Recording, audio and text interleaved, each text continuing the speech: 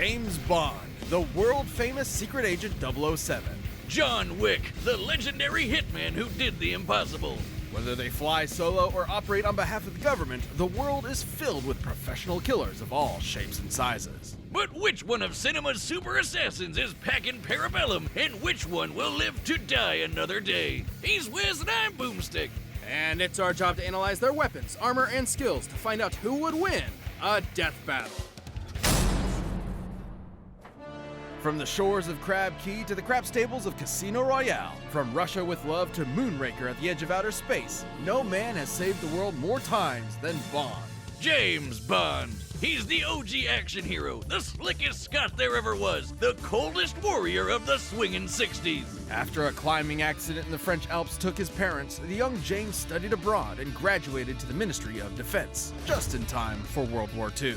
He rose through the ranks, quickly becoming a commander of the Royal Navy. And when you find the thing you're good at, in his case wanting murder, never do it for free. So, after the war, James decided on Her Majesty's Secret Service and became a special agent of MI6. And they were so impressed, he was given his first 2 state-sanctioned assassinations. With this baptism in blood, Bond was granted the legendary 00 status and a license to kill with impunity. As the premier defender of the West, Agent 007 is a jack of all trades when it comes to kicking commie ass and terrorist ass. And basically everyone's ass for the past 60 years. From the novels to the movies to the comics and games, he's been rebooted tons of times, but they're all still Bond. Bond is a master of infiltration, disguise, acrobatics, driving, diving, skiing, boating, climbing, horseback riding, airplane pilot, swordsman, knife fighter, knife thrower, people thrower. And deadliest of all, gamer. Bond carries his classic Walter PPK, among the world's first successful double-action semi-automatic pistols. While it only carries 9 rounds, its small size makes it optimal for concealment. And a microdermal sensor in the grip coated to Bond's fingerprint means only he can fire it. It even comes with unique ammo that breaks apart upon entry and creates 8 exit wounds, traveling like a bullet but hitting like a shotgun. Especially deadly considering Bond has the golden eye of an expert marksman, able to take out a room of armed guards in a single second, or shoot the fuel tank of a helicopter from a speeding boat a quarter of a mile away. He's just as deadly disarmed. Bond combines multiple martial arts like judo, boxing, Krav Maga, Muay Thai, and Jiu-Jitsu, allowing him to keep up even when outnumbered. This mix of styles is likely the Welsh self-defense system known as Goshinkwai, which is taught by the modern Special Air Service. Though that all pales in comparison to his greatest ability. Bucking, banging, laying down pipe. He's so proficient at seduction, it actually feels more like a superpower. Look, we're not kidding. He once seduced a female assassin sent to kill him so thoroughly, she threw herself in front of the bullet meant for him. She knew him for less than 2 minutes. Yeah, sometimes Bond does stuff I can only describe as superhero shit. Look at this. So why not follow that impulse and give him some superhero gadgets too? Developed by MI6's resident quartermaster, Q, Bond's spy gadgetry often complements his knack for problem solving and quick thinking. He's got a pen that'll explode after 3 clicks and disarm after a 4th, an Omega Seamaster watch that can shoot a laser beam, a cigarette that fires a miniature rocket, and C4 toothpaste that can be remotely detonated. Probably a safer bet than that pen, especially if you're a compulsive clicker like me. Wait, was I on 3 or 4? He also occasionally wears a lightweight bulletproof vest, as well as a garrote wire for quiet kills and a grappling hook hidden within his belt buckle. That's only the semi-normal shit. He's carried earbuds that give him super hearing, X-ray shades, ultrasonic cufflink grenades, a stun gas keychain, a cell phone taser, exploding remote-controlled drones, a nanosuit that turns him completely invisible, and a frigging jetpack.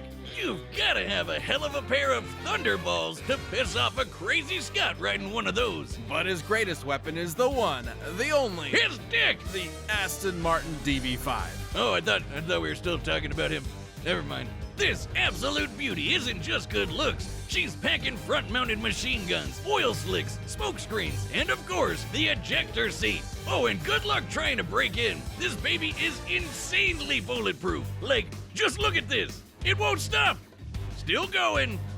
Still going. Q G2 has provided numerous vehicles over the years with ever more insane features, like a submarine transformation, light-bending holograms, and a remote control built into Bond's phone. God, just look at him, living his best life. And why wouldn't he? He's a globe-trotting ladies' man with the UK Treasury as his personal credit card. He's got the world in the palm of his hand. But for some, the world is not enough. Though Bond's iterations may vary, one thing remains throughout. Behind that debonair smile and British wit is a broken, soulless shell. A man only good for killing. I guess it's no surprise that a dude who smokes up to 70 cigarettes a day and routinely drinks enough to enter a coma might have a death wish. Now, James wasn't always like this. Not long after getting his 00, he found love, and loved so much he left the Secret Service behind. But there are some lives you can't escape, and some lives you can't save, no matter how hard you try. Sometimes all that's left is to kill the love inside you until all that matters is revenge.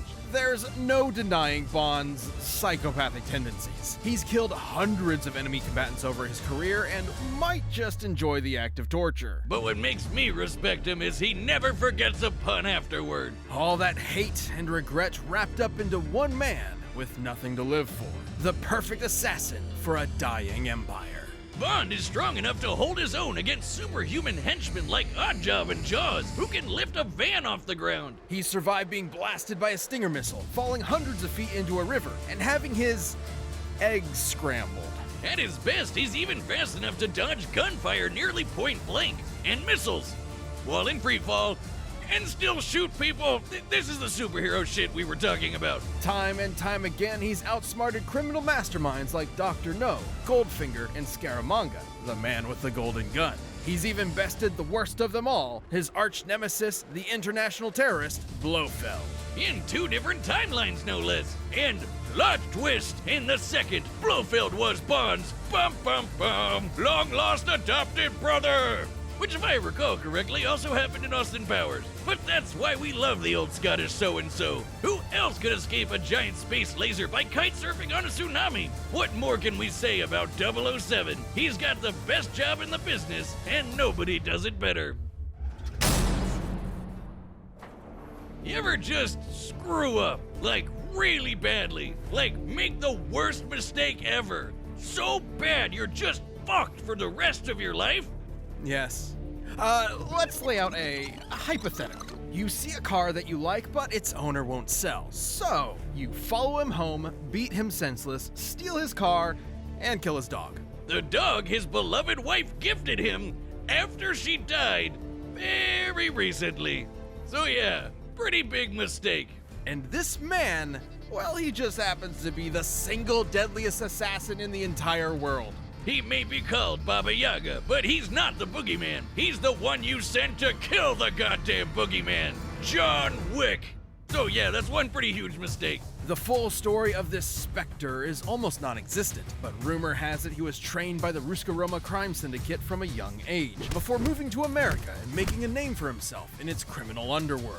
Terrifying enough to scare the living daylights out of even the most hardened murderers. Wick is a master martial artist, combining several schools into an all-purpose fighting style that focuses on maximum efficiency with minimal effort. Almost no one who has fought him directly has lived to tell the tale, so which specific forms he practices are for his eyes only. So why don't we look at the martial arts used to prepare for the movies by everyone's favorite immortal, Keanu Reeves. Reeves combines Sambo, Aikido, Judo, and Brazilian Jiu-Jitsu for defensive joint locks, throws, and wrestling moves to avoid as much damage to himself as possible while using his opponent's own weight against them. Though his go-to is Krav Maga, which is designed to take all the best moves from various martial arts to make the ultimate fighting style. While most martial arts are designed with other purposes in mind, like exercise, Krav Maga's entire goal is basically murder. And boy, if that isn't Wick to a T. In his hands, literally anything can be a deadly weapon. Knives, swords, books, his belt.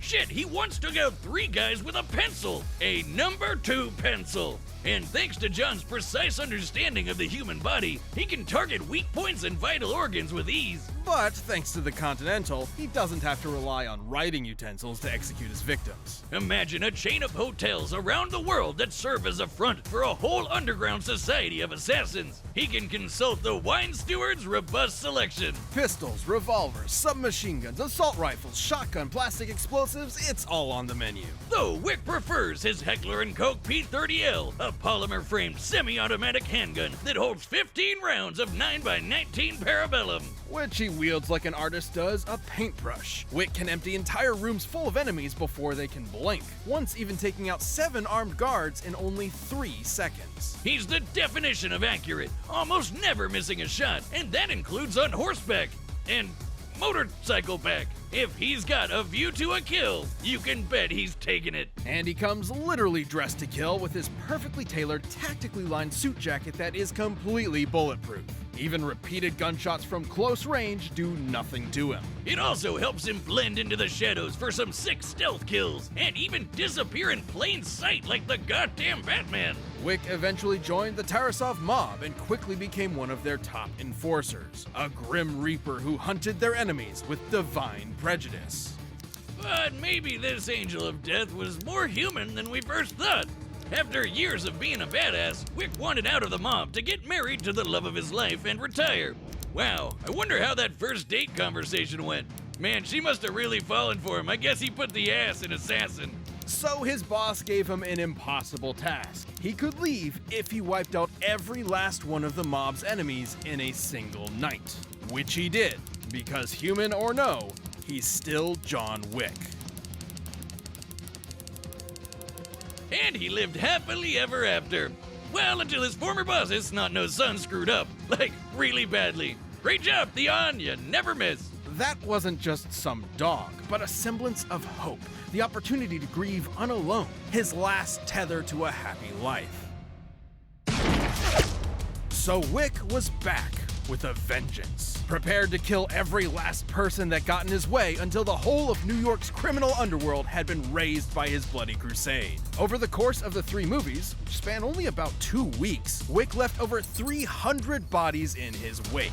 300. Running into him is like seeing the sky fall. You're going to die. There's no escape. He survived being stabbed, rammed by cars, shot in the stomach, blown up, mutilated, and knocked off of a 10-story building, all within a fortnight. Oh, and somewhere in there he found the energy to trek through the Saharan desert. And it's not like his injuries from the previous movie had time to heal, or the ones from the movie before that. We cannot emphasize this enough.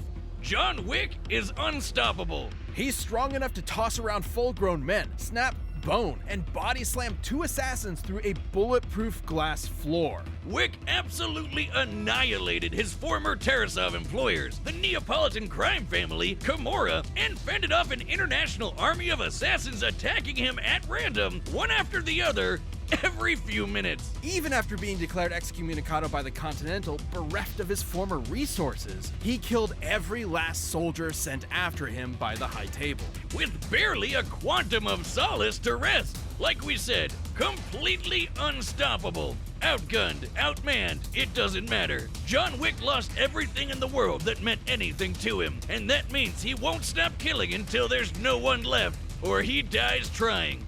And good freaking luck with that! All right, the combatants are set. We've run the data through all possibilities. It's no time to die for a death battle!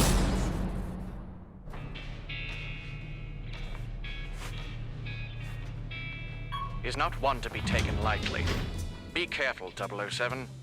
And happy hunting.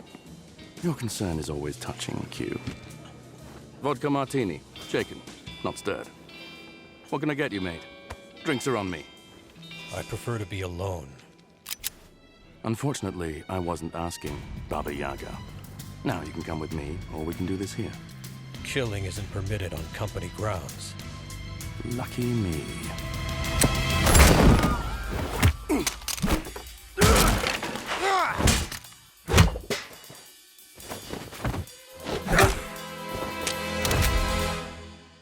Seems you've got me at a disadvantage. You won't mind giving a dead man walking one last smoke? What does MI6 want with me? Your reputation precedes you. I'll be sure to keep up. No, you won't.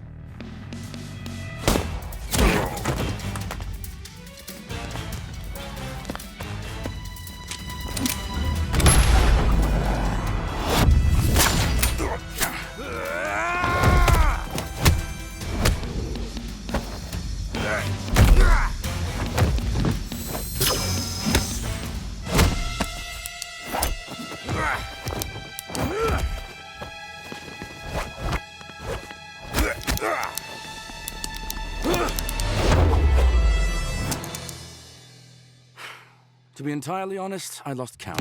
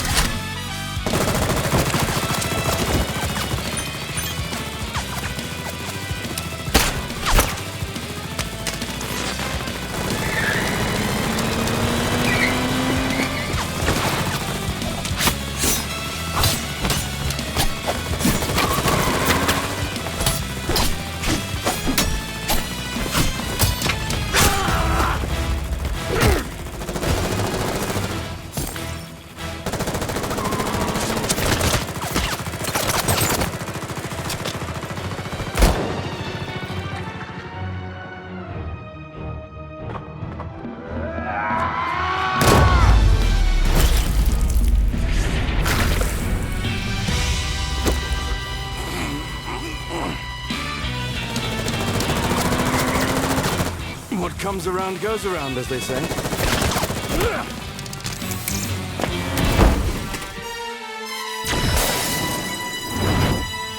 Yeah.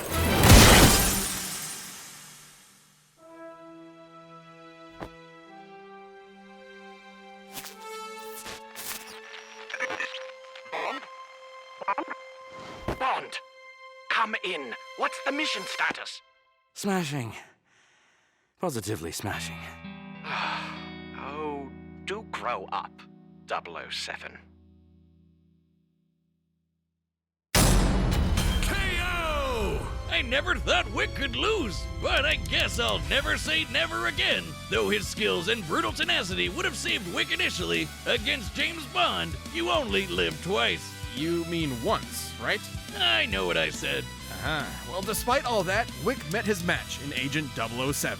And match is the optimal word here. Wick may have been an expert martial artist, but Bond has actually practiced several of the same styles Wick has, and has been shown to be just as skilled a fighter, even defeating master martial artist himself. Wick's ability to shatter a floor of bulletproof glass definitely makes him superhumanly strong, but Bond has fought off similarly powerful henchmen in the past. And while Wick's speed and accuracy with a gun may look unbeatable, Bond's is just as impressive. He's landed accurate shots just as well as Wick ever has, but more importantly, he has a faster quick draw. That's right, despite being played by Neo himself, Wick has never dodged bullets. Bond, on the other hand, has, and that superior speed gave him an edge in both close-quarter combat and on the draw. Though since both had body armor, the fight probably wasn't going to be won by guns alone. And that's where Bond held his biggest advantage, his gadgets. There was no way Wick would see an exploding pen or a laser watch coming, and that's the whole point of Bond's gadgets. They're seemingly normal, everyday objects that'll take his enemy by surprise.